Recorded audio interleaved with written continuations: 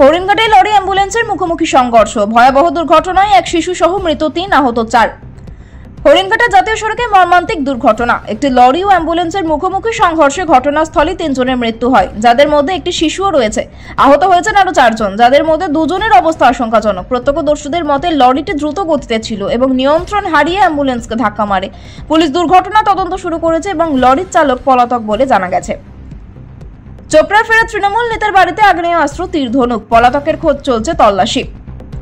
উত্তর দিনাজপুরের চোপড়ার পলাতক তৃণমূল নেতার বাড়িতে হানা দিয়ে পুলিশ চমকে যায়। বাড়ির বিভিন্ন জায়গা থেকে উদ্ধার হয় আগ্নেয়াস্ত্র, তীর ধনুক ও অন্যান্য অস্ত্র। স্থানীয়দের দাবি, এই নেতা দীর্ঘদিন ধরে এলাকায় দুষ্কৃতী কার্যকলাপ চালিয়ে যাচ্ছিলেন এবং সম্প্রতি এক রাজনৈতিক সংঘর্ষের পর থেকে পলাতক ছিলেন। পুলিশ তার সন্ধানে তল্লাশি চালাচ্ছে এবং তদন্ত শুরু হয়েছে। টিভির রিমোট নিয়ে স্বামীর বচসা, ব্লিচিং পাউডার খাইয়ে মেয়েকে খুন, আত্মঘাতী গৃহবধূ। মুর্শিদাবাদের এই ঘটনায় স্তম্ভিত এলাকাবাসী। অভিযোগ, টিভির রিমোট নিয়ে স্বামীর সঙ্গে ঝগড়ার পর এক গৃহবধূ ক্ষোভে তার ৩ বছরের মেয়েকে ব্লিচিং পাউডার খাইয়ে হত্যা করেন এবং পরে নিজেও আত্মহত্যা করেন। প্রতিবেশীরা চিৎকার শুনে দরজা ভেঙে ঢুকে মা মেয়েকে অচেতন অবস্থায় উদ্ধার করে। হাসপাতালে নিয়ে গেলে দুজনকে মৃত ঘোষণা করা হয়। পুলিশ পারিবারিক অশান্তি এবং মানসিক চাপের দিক খতিয়ে দেখছে। ইচ্ছাকৃতভাবে গাড়ির ধাক্কা নাকি পিটিয়ে খুন, পলতায় তৃণমূল কর্মীর মৃত্যু ঘিরে বাড়ছে রহস্য।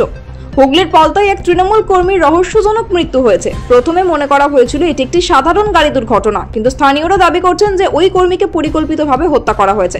প্রত্যক্ষদর্শীদের মতে মৃতদেহে মারধরের চিহ্ন রয়েছে। পুলিশ ঘটনা সিসিটিভি ফুটেজ সংগ্রহ করছে এবং এটি দুর্ঘটনা নাকি খুন তা নিয়ে তদন্ত করছে। একই এপিক নম্বরে উত্তরপ্রদেশেও নাম, এবার মাথাভাঙায় মিলল ১৫ জন ভুতুড়ে ভোটার। মাথাভাঙায় ভোটার তালিকায় গরমিল ধরা পড়েছে। অন্তত ১৫ জন ভোটারের এপিক নম্বর উত্তরপ্রদেশের ভোটার তালিকাতেও পাওয়া গেছে। এতে নির্বাচন কমিশনের ভূমিকা নিয়ে প্রশ্ন উঠছে।